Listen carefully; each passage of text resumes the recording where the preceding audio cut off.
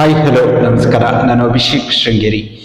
ಇವತ್ತಿನ ಈ ಒಂದು ವಿಶೇಷ ಸಂದರ್ಶನದಲ್ಲಿ ರಾಜಕೀಯ ಕ್ಷೇತ್ರದಲ್ಲೂ ಕೂಡ ಅತ್ಯಂತ ಯಶಸ್ಸನ್ನು ಕಂಡಂಥವರು, ಧಾರ್ಮಿಕ ಸೇವೆಯಲ್ಲೂ ಕೂಡ ತಮ್ಮ ಛಾಪನ್ನು ಮೂಡಿಸಿದವರು, ಜೊತೆಯಲ್ಲಿ ಶಿಕ್ಷಣ ಪ್ರೇಮಿಯೂ ಆಗಿರುವಂತಹ ಒಬ್ಬ ಮಲೆನಾಡು ಭಾಗ ಚಿಕ್ಕಮಗಳೂರು ಜಿಲ್ಲೆ ಕಂಡಂತಹ ಒಬ್ಬ ಅದ್ಭುತವಾದ ಸಾರ್ವಜನಿಕ ಸೇವೆಯಲ್ಲಿ ತೊಡಗಿಸಿಕೊಂಡಿರುವಂತಹ ವ್ಯಕ್ತಿಯೊಬ್ಬರು ನಮ್ಮ ಜೊತೆ ಇದ್ದಾರೆ. ಇವರು ಚಿಕ್ಕಮಗಳೂರು ಜಿಲ್ಲಾ ಪಂಚಾಯಿತಿಯಲ್ಲಿ ಮಾಜಿ ಸದಸ್ಯರಾಗಿ ಅಧ್ಯಕ್ಷರಾಗಿ ಕೂಡ ಸೇವೆಯನ್ನು ಸಲ್ಲಿಸಿದಂಥವರು. ಕರ್ನಾಟಕ ವಿಧಾನ ಪರಿಷತ್ನಲ್ಲಿ 1998ರಿಂದ 2004ರವರೆಗೆ ಸದಸ್ಯರಾಗಿಯೂ ಕೂಡ ಸೇವೆಯನ್ನು ಸಲ್ಲಿಸಿದಂಥವರು. ಜೊತೆಯಲ್ಲಿ ಕಳೆದ 40 ವರ್ಷಗಳಿಂದ ಖಾಂಡ್ಯದ ಮಾರ್ಕಂಡೇಶ್ವರ ಟ್ರಸ್ಟ್ನ ಅಧ್ಯಕ್ಷರಾಗಿಯೂ ಕೂಡ ಸೇವೆಯನ್ನು ಸಲ್ಲಿಸಿದಂಥವರು. ಜೊತೆಯಲ್ಲಿ ಮಾರ್ಕಂಡೇಶ್ವರ ಜೀರ್ಣೋದ್ಧಾರ ಸಮಿತಿಯ ಅಧ್ಯಕ್ಷರಾಗಿಯೂ ಕೂಡ ಸೇವೆಯನ್ನು ಸಲ್ಲಿಸ್ತಾ ಇರುವಂತಹ ಅದ್ಭುತವಾದಂತಹ ಒಬ್ಬ ಧಾರ್ಮಿಕ ಪ್ರೇಮಿಯೂ ಹೌದು. ಜೊತೆಯಲ್ಲಿ ಪೂರ್ಣ ಪ್ರಜ್ಞಾ ಶಾಲೆ ಏನಿದೆ, ಪೂರ್ಣ ಪ್ರಜ್ಞಾ ಶಾಲೆ ಸಂಗಮೇಶ್ವರಪೇಟೆಯಲ್ಲಿ ಕಳೆದ 46 ವರ್ಷಗಳಿಂದಲೂ ಕೂಡ ಆ ಒಂದು ಸಂಸ್ಥೆಯ ಕಾರ್ಯದರ್ಶಿಯಾಗಿಯೂ ಕೂಡ ಸೇವೆಯನ್ನು ಸಲ್ಲಿಸಿರುವಂತಹ ಮಾಜಿ ಜಿಲ್ಲಾ ಪಂಚಾಯಿತಿ ಅಧ್ಯಕ್ಷರು, ಮಾಜಿ ವಿಧಾನ ಪರಿಷತ್ನ ಸದಸ್ಯರಾಗಿರುವಂತಹ ಶ್ರೀಯುತ SV ಮಂಜುನಾಥ್ ಅವರು ನಮ್ಮ ಜೊತೆ ಇದ್ದಾರೆ. ಸರ್, ಕಾರ್ಯಕ್ರಮಕ್ಕೆ ಅತ್ಯಂತ ಆತ್ಮೀಯ ಸ್ವಾಗತ. ಸರ್, ಹೇಗಿದ್ದೀರಾ? ಚೆನ್ನಾಗಿದ್ದೀನಿ. ಓಕೆ ಸರ್, ನಾನೀಗ ಮೊದಲನೆಯದಾಗಿ ನಿಮ್ಮ ಒಂದು ಧಾರ್ಮಿಕ ಇದ್ರ ಬಗ್ಗೆ ತಗೊಳ್ಳೋದಾದ್ರೆ, ಖಾಂಡ್ಯದ ಮಾರ್ಕಂಡೇಶ್ವರ ದೇವಸ್ಥಾನ ಟ್ರಸ್ಟ್ ಇದೆ, ಅದರಲ್ಲಿ ಕಳೆದ 4 ದಶಕಗಳಿಂದ ನೀವು ಅಧ್ಯಕ್ಷರಾಗಿ ಕೂಡ ಸೇವೆಯನ್ನು ಸಲ್ಲಿಸ್ತಾ ಇರುವಂತದ್ದು. ಮಾರ್ಕಂಡೇಶ್ವರ ದೇವಸ್ಥಾನ ಸೇವಾ ಸಮಿತಿ ಟ್ರಸ್ಟ್ನ ಅಧ್ಯಕ್ಷರಾಗಿ ನಿಮ್ಮ ಒಂದು ಸೇವಾ ಕಾರ್ಯಗಳು, ಧಾರ್ಮಿಕ ಸೇವೆಯ ಕುರಿತಾಗಿ ಮಾತಾಡೋದಾದ್ರೆ ಏನ್ ಹೇಳ್ತೀರಾ? ಧಾರ್ಮಿಕ ಕ್ಷೇತ್ರ ರಾಜಕೀಯ ಹೊರತಾಗಿರತಕ್ಕಂಥ ಕ್ಷೇತ್ರ. ಇಲ್ಲಿ ನಾವು ಯಾವುದೇ ರಾಜಕೀಯವನ್ನು ತರುವುದಿಲ್ಲ. ಹಾಗಾಗಿ ಇಲ್ಲಿ ಎಲ್ಲ ನನ್ನ ಸಹೋದ್ಯೋಗಿಗಳಿರ್ಬೋದು, ಎಲ್ಲ ಊರಿನವ್ರು ಇರ್ಬೋದು, ಎಲ್ಲ ಪಕ್ಷದವರು ಇದ್ದಾರೆ. ಅವರೆಲ್ಲ ಸೇರಿಕೊಂಡು ನಾವು ಈ ಜೀರ್ಣೋದ್ಧಾರವನ್ನು ಮಾಡಿದ್ದೀವಿ. ನಾನು ಇದನ್ನ ವಹಿಸ್ಕೊಂಡಾಗ ಏನಿಲ್ಲ, ಹಳೆ ಬಿಲ್ಡಿಂಗ್ ಹೋಗ್ಬೇಕಾದ್ರೆ ತೋರಿಸ್ತೀನಿ, ಏನ್ ನಮ್ಮ ಶಿಥಿಲವಾದಂಥ ಬಿಲ್ಡಿಂಗ್ ಎಲ್ಲ ಇದ್ದಂಥ ಸ್ಥಿತಿಯಲ್ಲಿ ನಾವು ಈ ದೇವಸ್ಥಾನ ನಾವು ಹಂತ ಮಾಡಿ ಒಂದೇ ಸಲ ಮಾಡೋಕ್ಕಾಗಲಿಲ್ಲ, ಹಂತ ಮಾಡಿ 92ನೇ ಇಸ್ವಿಯಲ್ಲಿ ಮೃತ್ಯು ದುರ್ಗಾ ಪರಮೇಶ್ವರಿ ದೇವಸ್ಥಾನವನ್ನ ಕಟ್ಟಿ ಉದ್ಘಾಟನೆ ಮಾಡಿ 92ನಲ್ಲಿ ಪಕ್ಕದಲ್ಲೇ ಇದೆ. ಅದಾದ್ಮೇಲೆ ನಾವು ಒಂದೊಂದೇ ಕೈಗೆ ಎತ್ಕೊಂಡು ದೇವಸ್ಥಾನ, ಆಮೇಲೆ ಮುಂದ್ಗಡೆ ಏನೋ ದ್ವಾರ ಅಂತ ಹೇಳ್ತಾರೆ, ಅದನ್ನ ಮಾಡಿ ಅದಕ್ಕೆ ರಾಜಗೋಪುರ ಮಾಡಿ, ಅದೇನು ಇರಲಿಲ್ಲ, ಅದನ್ನೆಲ್ಲ ನಾವೇ ಮಾಡಿಸಿದ್ದು. ನಾವಂದ್ರೆ ಎಲ್ಲ ಭಕ್ತಾದಿಗಳು, ನಾನು ಒಬ್ಬನೇ ದುಡ್ಡು ಖರ್ಚು ಮಾಡಿದ್ದೀನಿ ಅಂತಲ್ಲ, ನಾನು ಹೆಚ್ಚಿಗೆ ಕೊಟ್ಟಿರ್ಬೋದು, ಎಲ್ಲ ಭಕ್ತಾದಿಗಳು ಅದಕ್ಕೆ ಸಹಕಾರ ಇದೆ. ಓಕೆ, ಅಂದ್ರೆ ನೀವು ಪ್ರಾರಂಭಿಕ ಹಂತದಲ್ಲಿ ಈ ಒಂದು ಜವಾಬ್ದಾರಿಯನ್ನು ವಹಿಸಿಕೊಂಡಾಗ ಇಲ್ಲಿ ದೇವಸ್ಥಾನದ ವ್ಯವಸ್ಥೆಗಳು ಯಾವ ರೀತಿ ಇತ್ತು, ನಂತರ ಕಳೆದ 4 ದಶಕಗಳಲ್ಲಿ ಯಾವ ರೀತಿಯಾದ ಬದಲಾವಣೆ? ಅದು ತುಂಬಾ ಬದಲಾವಣೆ ಆಗಿದೆ, ಅದೇ ಹೇಳಿದ ಮುಂದ್ಗಡೆದು ಮುಖಮಂಟಪದ್ದು ಇದು ಮತ್ತೆ ಮುಖ್ಯ ರಾಜಗೋಪುರ ಅದನ್ನ ಮಾಡಿದ್ವು. ಅದಾದ ನಂತರ ವಿಷ್ಣು ದೇವಾಲಯ, ಅದಕ್ಕೆ ಜನಾರ್ದನ ಸ್ವಾಮಿ ಅಂತಾರೆ, ಅದು ಶಿಥಿಲ ವ್ಯವಸ್ಥೆ ಇತ್ತು, ಅದನ್ನು ಪೂರ ಡಿಮಾಲಿಷ್ ಮಾಡಿ ಅದನ್ನ ಹೊಸದಾಗಿ ಕಟ್ಟಿದೆವು. ಅದಾದ ನಂತರ ದೇವಸ್ಥಾನದ ಎಡಭಾಗದಲ್ಲಿ ಗಣಪತಿ ದೇವಸ್ಥಾನವನ್ನು ಕಟ್ಟಿದ್ವಿ, ಗಣೇಶನ ದೇವಸ್ಥಾನ ಕಟ್ಟಿದ್ದೀವಿ. ಅದಾದ ನಂತರ ಬಲಗಡೆ ಆಂಜನೇಯ ಸ್ವಾಮಿ, ವೀರಾಂಜನೇಯ ಸ್ವಾಮಿ ದೇವಸ್ಥಾನ ಕಟ್ಟಿದ್ದೀವಿ. ಇದಕ್ಕೆಲ್ಲ ಭಕ್ತಾದಿಗಳು ಸಹಾಯದಿಂದ ಕಟ್ಟಿರೋದು. ಯಾಕಂತ ಹೇಳಿದ್ರೆ ಆ ಗಣಪತಿ ದೇವಸ್ಥಾನ ಮತ್ತು ವೀರಾಂಜನೇಯ ಸ್ವಾಮಿ ದೇವಸ್ಥಾನ ಒಬ್ಬರೇ ಮಾಡಿಕೊಟ್ರು. ಕಟ್ಟಿನ ಮನೆ ಯಾರು ಗೋಪಾಲ್ ಗೌಡ್ರು ಅವರು ಮಾಡಿಕೊಟ್ರು, ಅವ್ರ ಮಕ್ಕಳು ಅದನ್ನ ನಡೆಸ್ಕೊಟ್ಟಿದ್ದಾರೆ. ಅವರು ಇಬ್ಬರೇನೆ ಸಣ್ಣ ದೇವಸ್ಥಾನಗಳು ತುಂಬ ಮುತುವರ್ಜಿ ವಹಿಸಿ ಅದನ್ನು ಮಾಡಿಸ್ಕೊಟ್ರು. ಎಷ್ಟು ಬೆಳವಣಿಗೆ ದೇವಸ್ಥಾನದ ಒಳಗಡೆ ಆದರೆ, ಹೊರಗಡೆ ನಾವು ಒಂದು ಉತ್ತಮವಾದ ಡೈನಿಂಗ್ ಹಾಲು, ಜೊತೆಗೆ ಒಂದು ಕಲ್ಯಾಣ ಮಂಟಪ ಅಲ್ಲಿ ಹೊರಗಡೆ ಮಾಡಿದ್ದೀವಿ. ಅದಾದ್ಮೇಲೆ ಇಲ್ಲಿ ಮುಖ್ಯವಾಗಿ ಬರ್ತಕ್ಕಂಥ ಅಸ್ಥಿ ವಿಸರ್ಜನೆ ಅಂದ್ರೆ ಅಪಾರ ಕ್ರಿಯೆಗೆ ಬೇಕಾದಂಥ ವ್ಯವಸ್ಥೆಗಳನ್ನ ಬಹಳ ಅಚ್ಚುಕಟ್ಟಾಗಿ ಮಾಡಿಕೊಟ್ಟಿದ್ದೀವಿ. ದಿವಸಕ್ಕೆ ಒಂದು 3-4 ಜನ ಅಪಾರ ಕ್ರಿಯೆಗೆ ಬರ್ತಾರೆ, ಅವರಿಗೆಲ್ಲ ಬೇಕಾದಂಥ ವ್ಯವಸ್ಥೆಗಳನ್ನು ಮಾಡಿಕೊಟ್ಟಿದ್ದೀವಿ. ಅದಕ್ಕೆ ಬೇಕಾದಂಥ ಪುರೋಹಿತರುಗಳನ್ನು ಇಟ್ಟಿದ್ದೀವಿ, ಅದನ್ನ ವ್ಯವಸ್ಥೆ ಮಾಡಿಕೊಟ್ಟಿದ್ದೀವಿ. ಅಪಾರ ಕ್ರಿಯೆಗೂ ದೇವಸ್ಥಾನದ ಪೂಜೆಗೂ ಸಂಬಂಧ ಇಲ್ಲ. ದೇವಸ್ಥಾನದ ಪೂಜೆ, ಈಶ್ವರನ ಪೂಜೆ ಮಾಡಿದವರು ಅಪಾರ ಕ್ರಿಯೆ ಮಾಡೋಂಗಿಲ್ಲ. ಅದು ನಿಯಮ ಅವ್ರದ್ದು, ಓಕೆ ಅವ್ರದ್ದು ನಿಯಮ ಇದೆ. ಇವನ್ ಬೆಂಗಳೂರಿನಿಂದ ಆಗಮ ಶಾಸ್ತ್ರಗಳು ಬಂದಾಗಲೂ ಕೂಡ ಮುಜರಾಯಿ ಇಲಾಖೆಯಿಂದ ಅವರು ಕೂಡ ಅದೇ ಮಾತನ್ನು ಹೇಳಿದ್ರು. ಮಾಡಿದವರು ಈಶ್ವರನ ಅಲ್ಲಿ ಹೊರಗಡೆ ಅಪಾರ ಕ್ರಿಯೆ ಮಾಡಿದ್ರೆ ಈಶ್ವರನ ಪೂಜೆ ಮಾಡಬಾರ್ದು. ಓಕೆ ಅವ್ರು ಹೇಳಿದ ಪ್ರಕಾರನೇ ನಾವು ಮಾಡಿಸ್ಕೊಂಡು ಹೋಗ್ತಾ ಇದ್ದೀವಿ. ಓಕೆ ಇಲ್ಲಿ ಈಶ್ವರನಿಗೆ 2 ಜನ ಭಟ್ರಿದ್ದಾರೆ. ಹಾಗೆ ಮೃತ್ಯುದುರ್ಗಾದೇಶ್ವರ ಒಬ್ಬರು ಭಟ್ರು, ಜೊತೆಗೆ ಪರಿಚಾರಕರು ಅಲ್ಲೇ ಒಬ್ಬರು, ಇಲ್ಲಿ 2 ಜನ, ಕ್ಲೀನಿಂಗ್ ಸ್ಟಾಫ್ 2 ಜನ. ಒಟ್ಟಿಗೆ ನನಗೆ ಇವತ್ತು ಒಂದು ತಿಂಗಳಿಗೆ 52,000 ರೂಪಾಯಿ ಸ್ಯಾಲ್ರಿ ಆಗ್ತದೆ ಅವರಿಗೆ ಕೊಡೋದು ನಾವು. ಮತ್ತೆ ಭಟ್ರಿಗೆ ಅವರಿಗೆ ತಟ್ಟೆ ಕಾಣಿಕೆ ತುಂಬ ಬರ್ತದೆ. ತಟ್ಟೆ ಕಾಣಿಕೆ ಅವರಿಗೆ ಭಟ್ರುಗಳಿಗೆ ಬಿಡ್ತೀವಿ. ನಮಗೆ ಹೆಚ್ಚಿನ ಇನ್ಕಮ್ ಈ ವ್ಯಾಪಾರ ಕ್ರಿಯೆ ಮಾಡೋಕೆ ಬಂದವ್ರ ಹತ್ರ ಕ್ಲೀನಿಂಗ್ ಚಾರ್ಜ್ ಅಂತೇಳಿ ಮತ್ತೆ ದೇವಸ್ಥಾನಕ್ಕೆ ಅಂತೇಳಿ ಒಟ್ಟಿಗೆ 1,000 ರೂಪಾಯಿ ತಗೊಳ್ತಾ ಇದ್ದೀವಿ. ಅದೇ ಮೇಜರ್ ಇನ್ಕಮ್ ನಾವು ಬರ್ತದೆ. ಅದರಲ್ಲೇ ಎಲ್ಲ ಮೇಂಟೈನ್ ಮಾಡೋದು, ಕರೆಂಟ್ ಬಿಲ್ಲು, ಸ್ವಚ್ಛತೆ ಎಲ್ಲ ನಾವು ಅದೇ ದುಡ್ಡಲ್ಲಿ ಮೇಂಟೈನ್ ಮಾಡ್ತಾ ಬರ್ತೇವೆ ಸರ್. ಅಂದ್ರೆ ಈಗ ಹೊರಗಿಂದಲೂ ಕೂಡ ಬೇರೆ ಬೇರೆ ಭಾಗದಿಂದಲೂ ಕೂಡ ಖಂಡಿತ ಮಾರ್ಕಂಡೇಶ್ವರ ದೇವಸ್ಥಾನಕ್ಕೆ ಹಲವಾರು ಜನ ಭಕ್ತಾದಿಗಳು ಇಲ್ಲಿಗೆ ಪ್ರತಿನಿತ್ಯವೂ ಕೂಡ ಬರ್ತಾ ಇರ್ತಾರೆ. ವರ್ಷದ ಪ್ರತಿದಿನವೂ ಕೂಡ ಇಲ್ಲಿ ಪೂಜೆಗಳಾಗಿರ್ಬೋದು, ಅಪರ ಕ್ರಿಯೆಗೆ ಬರ್ತಾ ಇರುವಂತ ನಾವು ನೋಡ್ತೇವೆ. ಆ ಬೇರೆ ಕಡೆಯಿಂದ ಬರುವಂತಹ ಭಕ್ತಾದಿಗಳಿಗೆ ನಿಮ್ಮ ಒಂದು ಸಮಿತಿ ವತಿಯಿಂದ ಯಾವ ರೀತಿಯಾದ ಸೌಲಭ್ಯಗಳನ್ನು ಒದಗಿಸ್ಕೊಡ್ತಾರೆ? ಎಲ್ಲ ಸೌಲಭ್ಯಗಳನ್ನು ಒದಗಿಸ್ಕೊಡ್ತೀವಿ. ಅವ್ರು ಇಲ್ಲಿ ಉಳ್ಕೊಳ್ತೀವಿ ಅಂದ್ರೆ ಈ ಯಾತ್ರಿ ನಿವಾಸ ಕಟ್ಟಿಕೊಟ್ಟಿದ್ದಾರೆ. ಆ ಸಿಟಿ ಏರಿಯಾಗಳು ಪ್ರವಾಸೋದ್ಯಮ ಇಲಾಖೆ ಮತ್ತಂತ ಸಂದರ್ಭದಲ್ಲಿ ನಾನು ಅವ್ರ ಹೆಸರು ಹೇಳಲೇಬೇಕು. ಯಾಕಂದ್ರೆ ಅವರಿಂದಾಗಿ ಇದೊಂದು ಸ್ಯಾಂಕ್ಷನ್ ಆಗಿತ್ತು ನಮಗೆ. ಸುಮಾರು 50 ಲಕ್ಷ ರೂಪಾಯಿ ಅಂದಾಜಿನಲ್ಲಿ ಪ್ರವಾಸೋದ್ಯಮ ಯಾತ್ರಿ ನಿವಾಸ ಕಟ್ಟಿಕೊಟ್ಟು ಭದ್ರಾವತಿ ಯಾತ್ರಿ ನಿವಾಸ ಅಂತ ಹೆಸರಿಟ್ಟಿದ್ದಾರೆ. ಈ ಯಾತ್ರಿ ನಿವಾಸನ ಅವರ ಪ್ರಯತ್ನದಿಂದ ಅವರಿಂದನೇ ಇದು ಸ್ಯಾಂಕ್ಷನ್ ಆಗಿದೆ. ಆದರೆ ನಾವು ಜಾಗ ಮಾತ್ರ ಅವರಿಗೆ ಗವರ್ನರಿಗೆ ಬರ್ಕೊಡ್ಬೇಕು. ಈ ಜಾಗ, ಇನ್ನೊಂದು ಜಾಗ ನಾವು 4 ಎಕರೆ ಜಾಗವನ್ನು ನಾವು ಟ್ರಸ್ಟ್ನವರು ತಗೊಂಡು, ಬೇರೆಯವ್ರದ್ದಿತ್ತು ಯಾರೋ ಮುಸ್ಲಿಂ ಅವ್ರ ಹತ್ರ ತಗೊಂಡು ಅದರಲ್ಲೇ ಒಂದು ಭಾಗವಾಗಿ 40-50 ಸೈಟನ್ನು ದಾನ ಬರ್ಕೊಡ್ಬೇಕು. ಗವರ್ನರ್ ಹೆಸರಿಗೆ ರಿಜಿಸ್ಟರ್ ಮಾಡಿಕೊಟ್ಟ ಮೇಲೆನೆ ಅವ್ರ ಕೆಲಸ ಶುರು ಮಾಡೋದು. ಅದು ಕಾನೂನೊಂದು, ಈ ದೇಶದ ಕಾನೂನು. ಅದೇ ಥರ ಮಾಡಿಕೊಟ್ಟಿದ್ದೀವಿ. ಅವರು ಮೇಂಟೈನ್ ಮಾಡೋದಕ್ಕೆ ನಮಗೆ ಆಥರೈಸೇಷನ್ ಕೊಟ್ಟಿದ್ದಾರೆ. ಮೇಂಟೈನ್ಗೆ ಬೇಕಾದಂಥ ಹಣವನ್ನು ಕೂಡ ನಾವು ವಸೂಲು ಮಾಡಿ ಭಾರಿ ಮಿನಿಮಮ್ ಒಂದು ರೂಮಿಗೆ, ಈ ರೂಮಿಗೆ ನೋಡಿ ಬಾತ್ರೂಮ್ ಎಲ್ಲ ಇಟ್ಟಿದ್ದೇವೆ, ಈ ರೂಮಿಗೆ 500 ರೂಪಾಯಿ ಚಾರ್ಜ್ ಮಾಡಿದ್ದೀವಿ.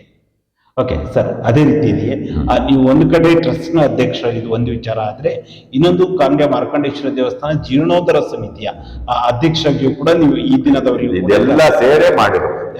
ಜೀರ್ಣೋದ್ಧಾರ ಸಮಿತಿಯ ಅಧ್ಯಕ್ಷರು ಕೂಡ ಆ ಜೀರ್ಣೋದ್ಧಾರ ಸಮಿತಿಯ ಅಧ್ಯಕ್ಷರಾಗಿ ನಿಮ್ಮ ಒಂದು ಕಾರ್ಯಚಟುವಟಿಕೆಗಳಾಗಿರ್ಬೋದು ಅಥವಾ ದೇವಸ್ಥಾನದ ಅಭಿವೃದ್ಧಿಪಡಿಸುವ ನಿಟ್ಟಿನಲ್ಲಿ ಯಾವ ರೀತಿಯಾಗಿ ನಿಮ್ಮ ಒಂದು ಜವಾಬ್ದಾರಿ ವಹಿಸಿಕೊಂಡ ದಿನದಿಂದ ಇಂದಿನವರೆಗೂ ನೀವು ಕೆಲಸ ಕಾರ್ಯಗಳನ್ನ ಮಾಡಿದ್ದೀರಿ?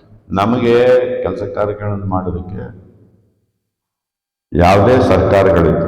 ಹಿಂದೆ BJP ಸರ್ಕಾರ ಇತ್ತು, ಆಮೇಲೆ ಕಾಂಗ್ರೆಸ್ ಸರ್ಕಾರ ಬಂತು, ಮತ್ತೆ BJP ಸರ್ಕಾರ ಇತ್ತು. ಆದರೆ ಎಲ್ಲ ಸರ್ಕಾರಗಳ ಪ್ರತಿನಿಧಿಗಳು ನಮಗೆ ಸಹಕಾರ ಕೊಟ್ಟಿದ್ದಾರೆ. ಇವನ್ ಜೀವರಾಜ್ ಅವರು MLA ಇರ್ಬೋದು, ಅದಕ್ಕಿಂತ ಹಿಂದಿನವರು ಇರ್ಬೋದು, ಅದ್ರ ಮೇಲೆ ರಾಜೇಗೌಡರು ಇರ್ಬೋದು, ಎಲ್ಲ ಪ್ರತಿನಿಧಿಗಳು ಬೇರೆ ಬೇರೆ ಪಕ್ಷದವರು ಅವರೆಲ್ಲ ನಮಗೆ ಸಹಕಾರ ನೀಡ್ತಾರೆ. ಅವರ ಸಹಕಾರದಿಂದನೇ ಇಷ್ಟೊಂದು ಅಭಿವೃದ್ಧಿ ಆಗುತ್ತೆ. ಈಗ ರೋಡ್, ಇದಕ್ಕೆ ಸುತ್ತ ಕಾಂಕ್ರೀಟ್ ರೋಡ್ ಮಾಡಿಕೊಟ್ಟಿದ್ದಾರೆ. ಇಲ್ಲಿಂದ ಅಲ್ಲಿ ತನಕ ಕಾಂಕ್ರೀಟ್ಗಳು ರಾಜೇಗೌಡರು ಮಾಡಿಸ್ಕೊಂಡಿದ್ದಾರೆ, ರಾಜೇಗೌಡರು ಮಾಡಿಕೊಡ್ತಾ ಇದ್ದಾರೆ. ಆಮೇಲೆ ವೈಯಕ್ತಿಕ ಡೊನೇಷನ್ಸ್ ಎಲ್ಲ ಕೊಟ್ಟಿದ್ದಾರೆ. ಒಳಗಡೆ ಬೆಳ್ಳಿದ ಇದಿರ್ಬೋದು.